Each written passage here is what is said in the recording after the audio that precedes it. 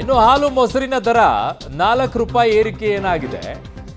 ಈ ವಿಚಾರದಲ್ಲಿ ಪಶುಸಂಗೋಪನಾ ಸಚಿವ ಕೆ ವೆಂಕಟೇಶ್ ಪ್ರತಿಕ್ರಿಯೆಯನ್ನ ಕೊಟ್ಟಿದ್ದಾರೆ. ಏನಂತ? 4 ರೂಪಾಯಿ ಏರಿಕೆ ಹಣವನ್ನ ರೈತರಿಗೇನೆ ಕೊಡ್ತೀವಿ, ಆದರೆ ಬಿಜೆಪಿಯವರಿಂದ ಏರಿಕೆ ಆಯಿತು ಅಂತ ಬೊಂಬಡ ಹೊಡಿತಾ ಇದ್ದಾರೆ ಅನ್ನುವಂತಹ ಈಗ ಆರೋಪವನ್ನ ಮಾಡ್ತಿದ್ದಾರೆ. ಬೆಲೆ ಏರಿಕೆಗೂ ಗ್ಯಾರಂಟಿಗೂ ಯಾವುದೇ ಸಂಬಂಧ ಇಲ್ಲ ಅಂತ ಹೇಳ್ತಾ ಇರೋದು. 22 ವರ್ಷದ ಹಿಂದೆ ಇದ್ದ ಬೆಲೆಯನ್ನ ಈಗಲೂ ಕೂಡ ಮುಂದುವರಿಸಲು ಆಗುತ್ತಾ ಅಂತ ಕೇಳ್ತಾ ಇದ್ದಾರೆ ಚಾಮರಾಜನಗರದಲ್ಲಿ ಸಚಿವ ಕೆ ವೆಂಕಟೇಶ್ ಅವರು. 4 ರೂಪಾಯಿ ಹಾಲಿನ ದರ ಜಾಸ್ತಿ ಮಾಡಿದ್ದೀವಿ. ಅದು ಸಂಪೂರ್ಣವಾಗಿ ರೈತರಿಗೆ ಹೋಗುತ್ತೆ. 100% ರೈತರಿಗೆ ಟ್ರಾನ್ಸ್ಫರ್ ಮಾಡಬೇಕು ಅಂತ ಎಲ್ಲ ಒಕ್ಕೂಟಗಳಿಗೂ ನಾವು ಆದೇಶ ಮಾಡಿದ್ವಿ. ಸಂಪೂರ್ಣವಾಗಿ ಅದು ರೈತರಿಗೆ ಹೋಗುತ್ತೆ. ಯಾರು ನಮ್ಮ ಮನಮೋಹನ್ ಸಿಂಗ್ ಸರ್ಕಾರ ಇದ್ದಾಗ 60 ರೂಪಾಯಿನೋ 55-60 ರೂಪಾಯಿ ಪೆಟ್ರೋಲ್ ಇತ್ತು. ಈಗ 103 ರೂಪಾಯಿ ಕೊಡ್ತೇವೆ. ಯಾರು ಮಾತಾಡ್ತಾ ಇಲ್ಲ.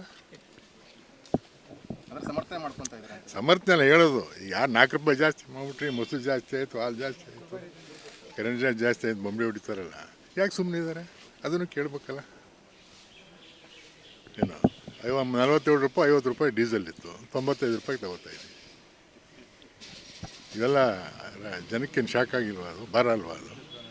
ಇದು ನಾವು ನೇರವಾಗಿ ರೈತರು ಕೊಡೋದು. ಇದು ಯಾರು ಉತ್ಪಾದನೆ ಮಾಡ್ತಾರೆ ಹಾಲನ್ನ ಅವ್ರಿಗೋಸ್ಕರ ಅವರು 10 ರೂಪಾಯಿ ಜಾಸ್ತಿ ಮಾಡಿ ಅಂತ ಕೇಳ್ತಾಯಿದ್ರು. ನಾವು ಗ್ರಾಹಕರ ಗಮನದಲ್ಲಿ ಇಟ್ಕೊಂಡು ಯಾರಿಗೂ ಹೊರೆ ಆಗಬಾರ್ದು, ರೈತರು ಎಣ್ಣೆ ಆಗಬಾರ್ದು. ಯಾಕಂದರೆ ಉತ್ಪಾದನೆ ವೆಚ್ಚ ಜಾಸ್ತಿ ಆಗ್ತಾಯಿದೆ ದಿನೇ ದಿನೇ. ಈಗ ಅದಕ್ಕೋಸ್ಕರ 4 ರೂಪಾಯಿ ಮಾತ್ರ ಮಾಡಿದ್ವಿ. ಸಚಿವರಿಗೆ ಸ್ವಲ್ಪ ಲೆಕ್ಕಾಚಾರದ ಕೊರತೆ ಇದೆಯಾ ಅಂತ.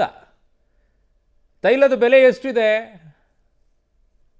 ಇಲ್ಲಿ 50-60 ರೂಪಾಯಿಗೆ ಸಿಗ್ಬೋದು. ಕೇಂದ್ರದವ್ರು ನೀವು ಹಾಕ್ತಾ ಇರುವಂಥ ಟ್ಯಾಕ್ಸ್ ಎಷ್ಟು? ರಾಜ್ಯದಲ್ಲಿ ಸರ್ಕಾರ ಬರ್ತಾ ಇದ್ದಂಗೆ ಸೆಸ್ ಯಾಕೆ ಜಾಸ್ತಿ ಮಾಡಿದ್ರಿ?